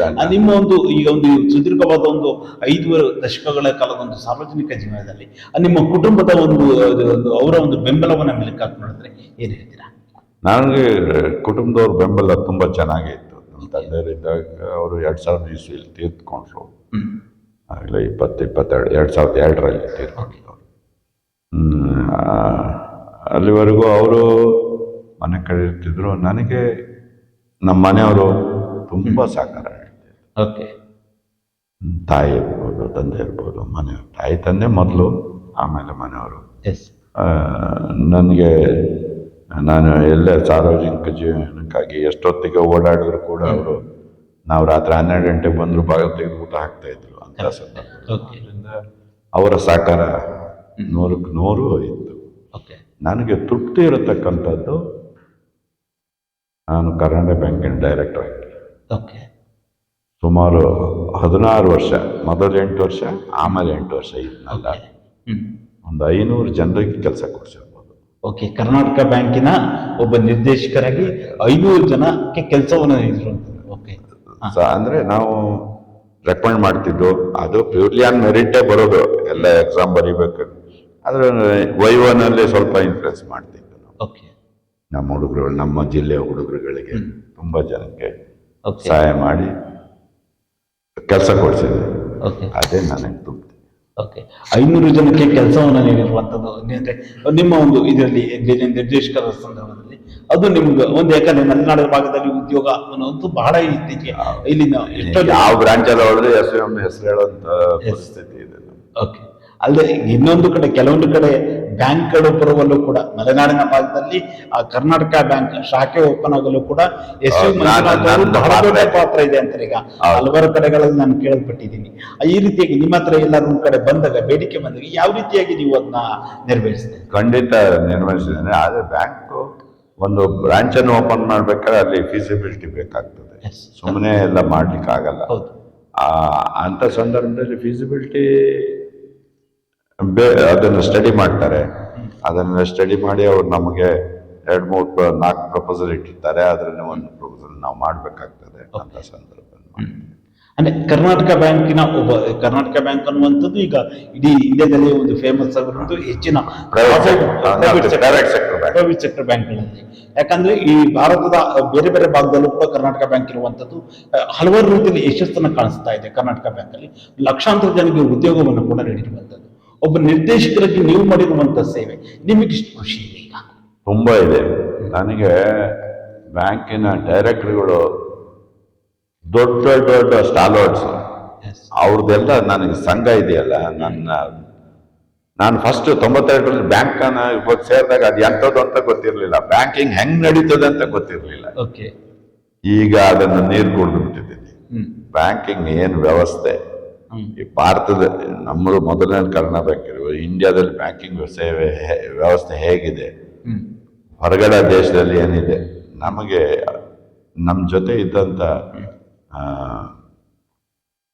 ಬಾರ್ಮಯ್ಯ ಅಂತ Bombay stock exchange vice president ಆಗಿದ್ದಂಥವ್ರು, SR ರಾವ್ ಅಂತೇಳಿ ಅವರ ಕುದುರೆಮುಖ ಕಂಪನಿಯ ಮುನ್ನಡೆಸಿದಂಥವ್ರು, ಅಂಥವರ ಸಂಘಗಳು ತುಂಬಾ ನನಗೆ ಹೆಮ್ಮೆ ಅನಿಸಿದೆ ಅವ್ರ ಬಗ್ಗೆ. ಮತ್ತೆ ನಾಲೆಡ್ಜ್, ನನಗೆ ಬಹಳ ನಾಲೆಡ್ಜ್ ಬಂದಿದೆ Karnataka bank.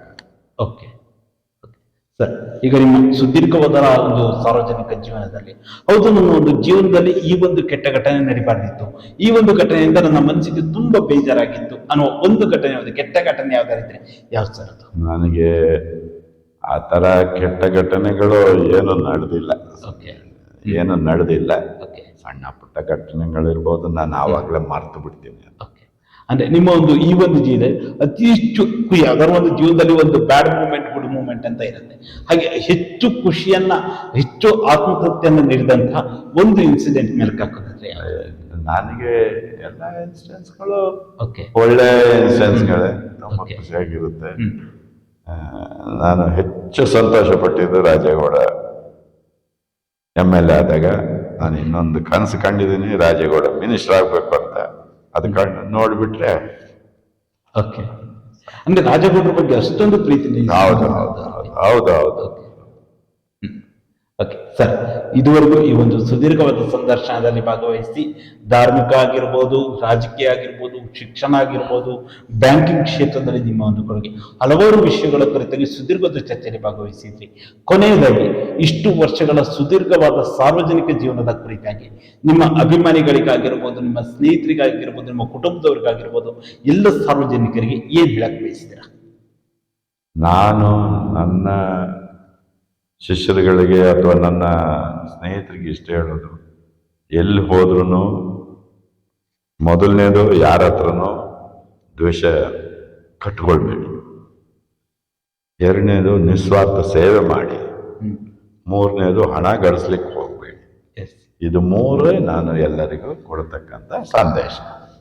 Thank you. Okay sir, ಇದುವರೆಗೂ ಈ ಒಂದು ವಿಶೇಷವಾದ ಸಂದರ್ಶನದಲ್ಲಿ ಭಾಗವಹಿಸಿ ಜಿಲ್ಲಾ ಪರಿಷತ್ನ ಸದಸ್ಯರಾಗಿ, ಚಿಕ್ಕಮಗಳೂರು ಜಿಲ್ಲಾ ಪಂಚಾಯಿತಿಯ ಅಧ್ಯಕ್ಷರಾಗಿ ನೀವು ಮಾಡಿದಂತ ಕೊಡುಗೆ ಆಗಿರ್ಬೋದು, ಮೊದಲ ಬಾರಿ ವಿಧಾನಸಭೆ ಚುನಾವಣೆಗೆ ಸ್ಪರ್ಧೆ ಮಾಡಿದ ವಿಚಾರ ಆಗಿರ್ಬೋದು, 1998ರಿಂದ 2004ರವರೆಗೆ ಕರ್ನಾಟಕ ವಿಧಾನ ಪರಿಷತ್ನ ಸದಸ್ಯರಾಗಿ ನಿಮ್ಮ ಒಂದು ಸೇವೆ ಆಗಿರ್ಬೋದು, ಕರ್ನಾಟಕ ಬ್ಯಾಂಕಿನ ನಿರ್ದೇಶಕರಾಗಿ 2 ಬಾರಿ ಅಂದ್ರೆ ಸತ 16 ವರ್ಷಗಳ ಕಾಲ ನಿರ್ದೇಶಕರಾಗಿ ನೀವು ಮಾಡಿದಂತ ಸೇವೆ, ಜೊತೆಯಲ್ಲಿ ಎಷ್ಟು ಉದ್ಯೋಗವನ್ನು 500ಕ್ಕೂ ಹೆಚ್ಚು ಜನರಿಗೆ ಉದ್ಯೋಗವನ್ನು ಕೊಡಿಸಿದ ವಿಚಾರ ಆಗಿರ್ಬೋದು, ಜೊತೆಯಲ್ಲಿ ಕಾಂಡ್ಯದ ಮಾರ್ಕಂಡೇಶ್ವರ ದೇವಸ್ಥಾನದ ಟ್ರಸ್ಟ್ ನ ಅಧ್ಯಕ್ಷರಾಗಿ ನಿಮ್ಮ ಒಂದು ಸೇವೆ, ಜೀರ್ಣೋದ್ಧಾರ ಸಮಿತಿಯ ಅಧ್ಯಕ್ಷರಾಗಿ ನೀವು ಯಾವ ರೀತಿಯಾಗಿ ದೇವಸ್ಥಾನದ ಏಳಿಗೆಯಲ್ಲಿ ಪ್ರಮುಖವಾದ ಪಾತ್ರವನ್ನು ವಹಿಸಿದ್ರಿ.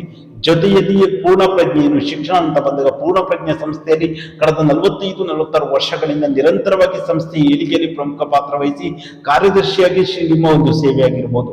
ಒಟ್ಟಿನಲ್ಲಿ ನಿಮ್ಮ ಒಂದು 5 ದಶಕಗಳ ಸುದೀರ್ಘವಾದ ಸಾರ್ವಜನಿಕ ಜೀವನದ ಕುರಿತಾಗಿ ಈ ಒಂದು ವಿಶೇಷವಾದ ಸಂದರ್ಶನದಲ್ಲಿ ಭಾಗವಹಿಸಿದ್ದಕ್ಕಾಗಿ ನಮ್ಮ ಸಹ್ಯಾದ್ರಿ ಸಮಾಚಾರ ತಂಡದ ವತಿಯಿಂದ ನಿಮಗೆ ಹೃತ್ಪೂರ್ವಕ ಧನ್ಯವಾದಗಳು. ನೋಡಿದ್ರಲ್ಲ ವೀಕ್ಷಕರೇ, ಇದು ಚಿಕ್ಕಮಗಳೂರು ಜಿಲ್ಲಾ ಪಂಚಾಯಿತಿಯ ಮಾಜಿ ಅಧ್ಯಕ್ಷರು, ಕರ್ನಾಟಕ ವಿಧಾನ ಪರಿಷತ್ನ ಮಾಜಿ ಸದಸ್ಯರು, ಪೂರ್ಣ ಪ್ರಜ್ಞಾ ಸಂಸ್ಥೆಯಲ್ಲಿ 45 ವರ್ಷಗಳ ಕಾಲ ಕಾರ್ಯದರ್ಶಿಯಾಗಿ ಸೇವೆ ಸಲ್ಲಿಸಿರುವಂತವರು, ಜೊತೆಯಲ್ಲಿ ಖಾಂಡ್ಯದ ಮಾರ್ಕಂಡೇಶ್ವರ ಜೀರ್ಣೋದ್ಧಾರ ಸಮಿತಿಯ ಅಧ್ಯಕ್ಷರಾಗಿ ಹಾಗೆ ಟ್ರಸ್ಟ್ನ ಅಧ್ಯಕ್ಷರಾಗಿಯೂ ಕೂಡ ಅದ್ಭುತವಾದ ಸೇವೆಯನ್ನು ಸಲ್ಲಿಸಿ ಕರ್ನಾಟಕ ಬ್ಯಾಂಕಿನಲ್ಲಿ ನಿರ್ದೇಶಕರಾಗಿಯೂ ಕೂಡ ಸೇವೆಯನ್ನು ಸಲ್ಲಿಸಿರುವಂತಹ ಶ್ರೀಯುತ SV ಮಂಜುನಾಥ್ ಅವರ ಜೊತೆಗಿನ ವಿಶೇಷ ಸಂದರ್ಶನ. ಮುಂದಿನ ವಾರ ಇನ್ನೊಬ್ಬ ವಿಶೇಷ ಅತಿಥಿ ಜೊತೆ ನಿಮ್ಮ ಮುಂದೆ ಬರುತ್ತೇನೆ. ನಮಸ್ಕಾರ.